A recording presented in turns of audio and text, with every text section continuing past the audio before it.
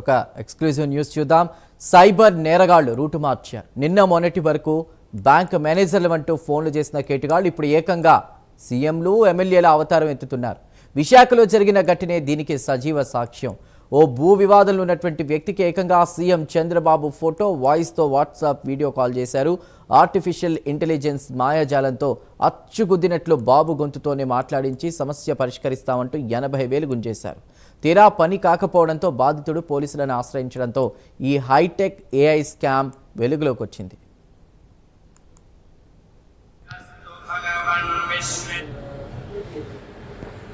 Sir నమస్తే sir. Sir sir నా పేరు Srinivas Reddy sir.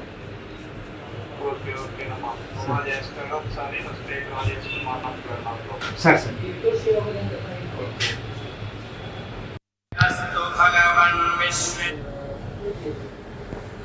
Sir sir నమస్తే సార్. సార్ సార్ నా పేరు శ్రీనివాస్ రెడ్డి సార్.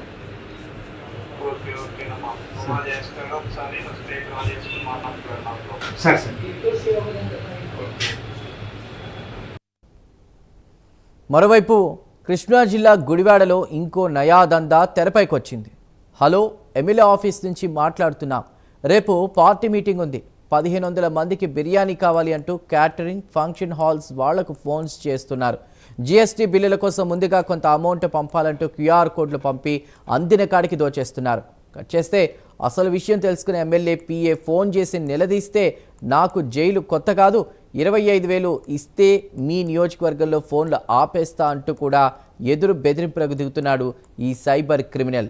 గుడివాడ, కైకలూరు, బాపట్ల, విజయవాడ ఇలా రాష్ట్ర వ్యాప్తంగా పొలిటికల్ లీడర్ల పేర్లతో ఈ నయా మోసాలు జరుగుతున్నాయి. కాబట్టి ఫోన్లో సీఎం మాట్లాడిన, ఎమ్మెల్యే ఆఫీస్ నుంచి కాల్ వచ్చినా గుడ్డిగా నమ్మేసి క్యూఆర్ కోడ్లకు డబ్బులు స్కాన్ చేస్తే నిలువునా మునిగిపోవడం ఖాయం.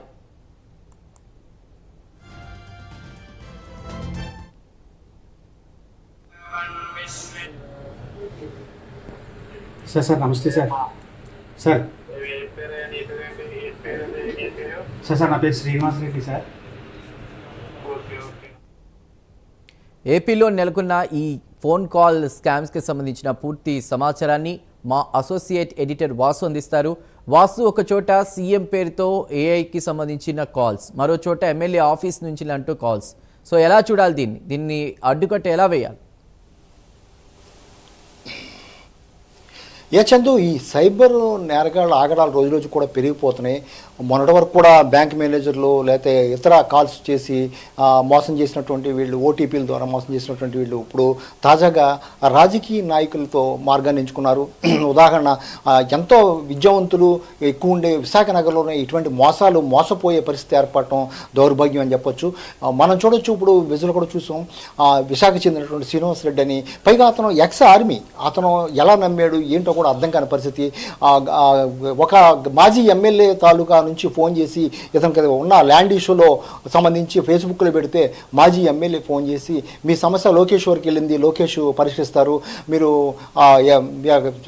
మొత్తం అన్ని సమస్యలు తీసుకుని మా దగ్గర రండి, మేము పరిష్కరిస్తాం, జీఎంసీకి వెళ్ళండి, కమిషనర్ చెప్తాను, ఇలా అనేక రకాలుగా అతను నమ్మించి 2-3 రోజులు నమ్మించే ప్రయత్నం చేసి మొత్తానికి ఒక కమిషనర్ పిఏకి మీరు 80,000 వేయండి, అప్పుడు డబ్బులు తీసుకున్నాడని చెప్పి అతని మీద చర్య తీసుకుని లోకేశ్వర్ తీసుకెళ్తామని అసలు ఊహించని ట్విస్టులతో వాళ్ళు ఆలోచించుకుంటా కూడా అవకాశం ఇవ్వకుండా ఫోన్ల మీద ఫోన్లు చేసి చివరికి వాళ్ళంతా నమ్మలేని పరిస్థితి వచ్చినప్పుడు కూడా డైరెక్ట్గా సీఎం ఫోటో పెట్టి ఫేక్ కాల్, మనం చూసే video call, direct CM phone చేసి ఏంటి నీ సమస్య అని అంటాం. అంటే ఈ మధ్య లోకేష్ కూడా చాలా సమస్యలు పట్టించుకోవడం, పరిష్కరించడం, అదేవిధంగా ట్వీట్ చేయడం ఇవన్నీ జరుగుతున్నాయి.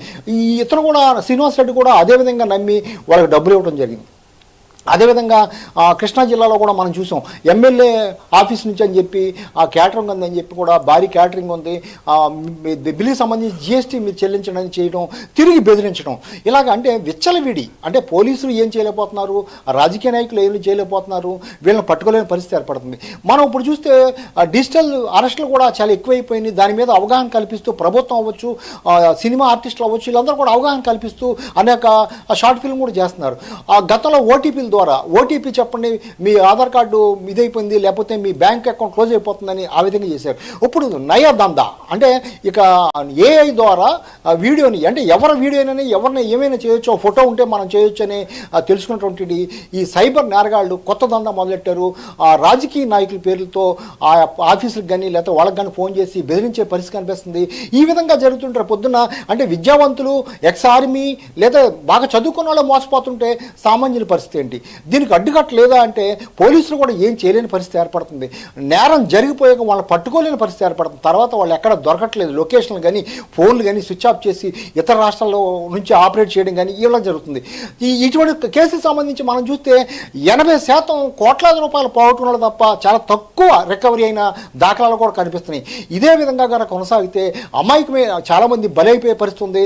ఇప్పటికైనా సరే పోలీసులు అవ్వచ్చు, లేకపోతే క్రైమ్కి సంబంధించినట్టు సైబర్ క్రైమ్ నేరగాలను అరికట్టేందుకు ప్రత్యేకమైన చర్యలు తీసుకోవాలని వీళ్ళందరూ కోరే పరిస్థితి కనిపిస్తుంది.